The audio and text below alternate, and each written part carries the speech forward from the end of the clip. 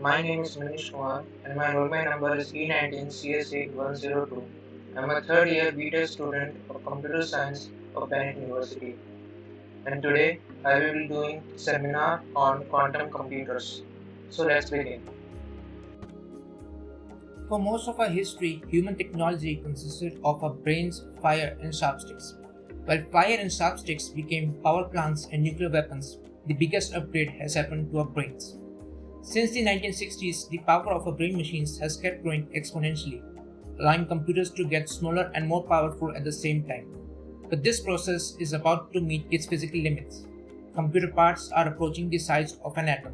To understand why this is a problem, we have to clear up some basics. A computer is made up of very simple components doing very simple things, representing data, the means of processing it, and the control mechanisms. Computer chips contain modules, which contain logic gates, which contain transistors. A transistor is the simplest form of data processor in computers, basically a switch that can either block or open way for the information coming through. The information is made up of bits that can be set to either 0 or 1. Combination of several bits are used to represent more complex information. Transistors are combined to create logic gates which can still do very simple stuffs. For example, an AND gate sends an output of 1 if all of its input are 1 and output of 0 otherwise. Combination of logic gate finally forms meaningful modules, say for adding two numbers. Once you can add, you can also multiply, and once you can multiply, you can basically do anything. Since all the basic operations are simpler than first grade math, you can imagine a computer as a group of 7-year-olds really answering simple basic mathematical questions. A large enough bunch of them could basically compute anything from astrophysics to Zelda. However, with parts getting tinier and tinier, quantum physics is making things tricky. In a nutshell, a transistor is just an electric switch. Electricity is electrons moving from one place to another. So a switch is passage that can block electrons from moving in one direction.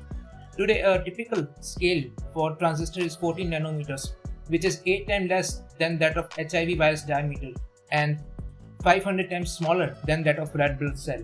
As transistors are shrinking to the size of few atoms, electrons may just transfer themselves to other side of blocked passage by the process called quantum tunneling.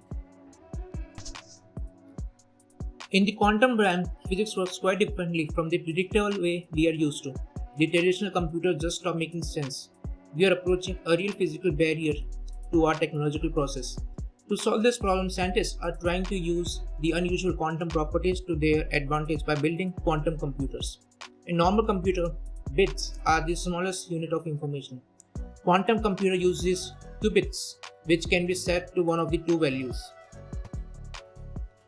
A qubit can be any two-level quantum system such as spin and magnetic field, or a single photon. 0 or 1 are this system possible state, like photons horizontal or vertical polarization. In the quantum world, the qubit doesn't have to be in just one of these states. It can be in any proportion of both states at once. This is called superposition.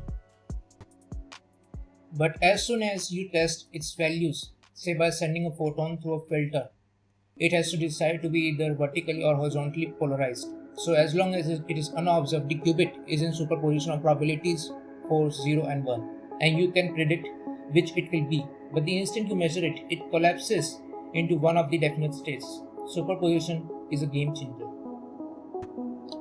4 classical bits can be in one of 2 to the power 4 different configurations at a time. That's 16 possible configurations, out of which you can use just one. 4 qubits in superposition, however, can be in all of those 16 combinations at once. This number grows exponentially with each extra qubit. 20 of them can already store a million values in parallel. A really weird and intuitive property qubits have is entanglement, a close connection that makes each of the qubits react to a change in other state instantaneously, no matter how far they are apart. This means when measuring just one entangled qubit, you can deduce the properties of its partner without having to look. Qubit manipulation is a mind bender as well. A normal logic gate gets a simple set of input and produces one definite output. A quantum gate manipulates an input of superposition, rotate probabilities, and produces another superposition as its output.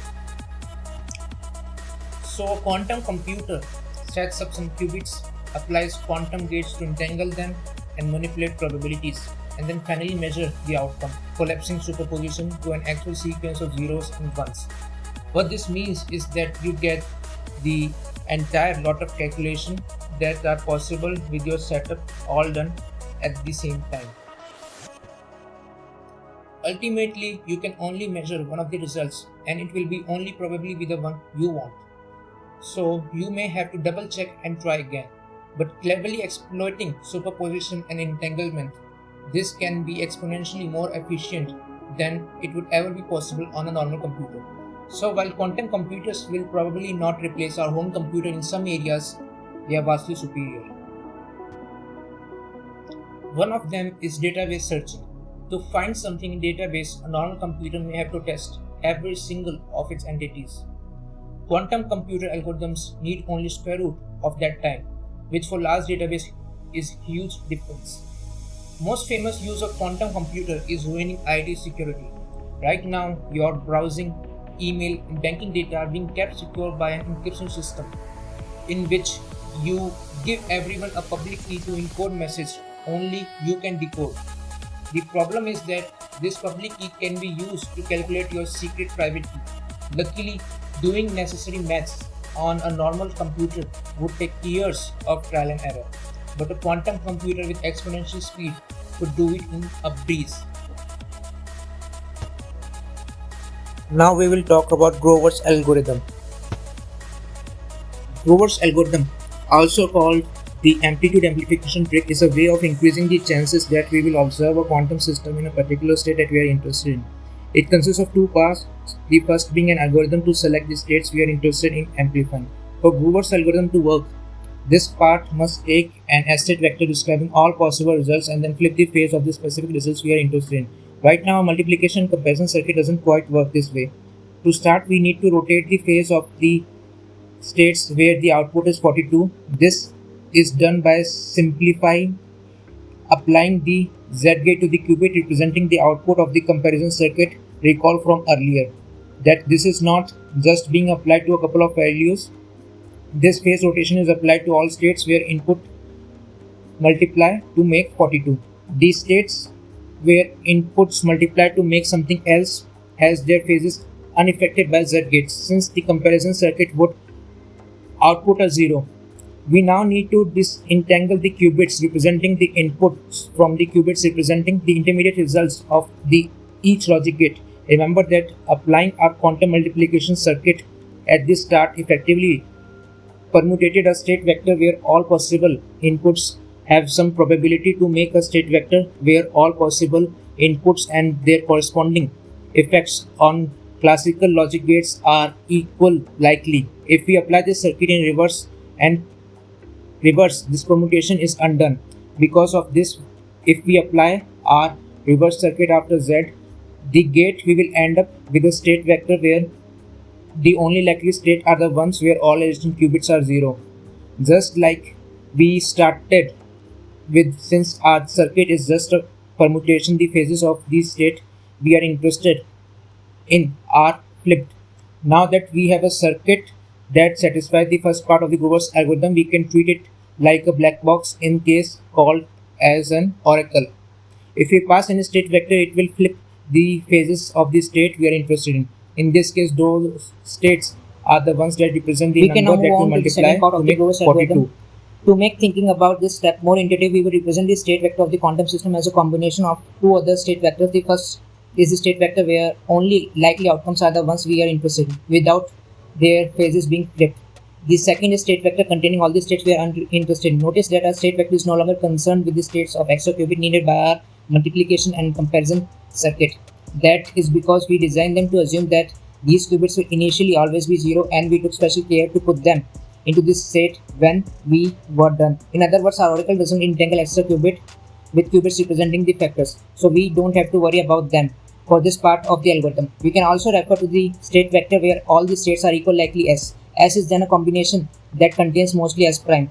A little bit of W. This can be represented using a graph where prime is x-axis and W is y-axis. When we apply our oracle to the state the vector, we flip the phases of all the outcomes that we are interested in. Notice that our flat graph is actually sufficient to represent this as the phases involved in Grover's algorithm will never be anything except exactly 0 radian or pi radians.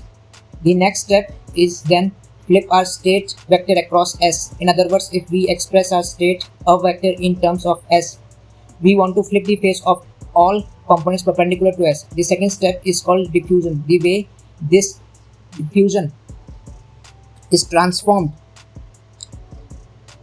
is by passing all the qubits through an atom gate. Recall from earlier that when this gate is applied to a single qubit system where all outcomes are equal likely, the result is that only 0 is likely. Applying the Atmer gate again undoes this conversation. Similarly, when the gate is applied to the multiple qubits, the result is that the amplitude corresponding to all 0 state represents how uniform the original state vector was. In other words, it represents a coordinate along the s-axis. All the other amplitude represent coordinates along perpendicular axis effectively, meaning that they can represent the specific way that original state vector differs from S flipping. These phases then flips the state vector across S. We will finish up by applying the atom gate to the all qubits a second time to undo the coordinate transformation we have required. If we step back and look how these step works out graphically, notice that how state vector ended up pointed towards W and less towards S prime. If we repeat in this process, we notice that this effect gets stronger every time, but all this ends up meaning is that if we are looking for interesting states out of n possible states, the number of times we need to repeat this process is square root of n over m. This is another illustration of power of quantum computing. With classical computing, searching through n items often take n computations, especially with the problem of factoring a number. There is little that can be done to avoid searching through a large number of problem combinations to try and find at least the multiplies of a number of interest. Finally, we have completed our algorithm by applying the steps of Grover's algorithm 10 times. We will produce an integral system of qubits that we are likely to be observed as representing number that multiply to 42. Another really exciting new use is simulations. Simulations of quantum world are very intense on resources, and even for bigger structures such as molecules, they often lack accuracy. Quantum simulations could provide new insight into proteins that might revolutionize medicines. Right now, we don't know if quantum computers will be just a specialized tool or big revolution for humanity. We have no idea where the limits of technology are, and there is only one way to find out.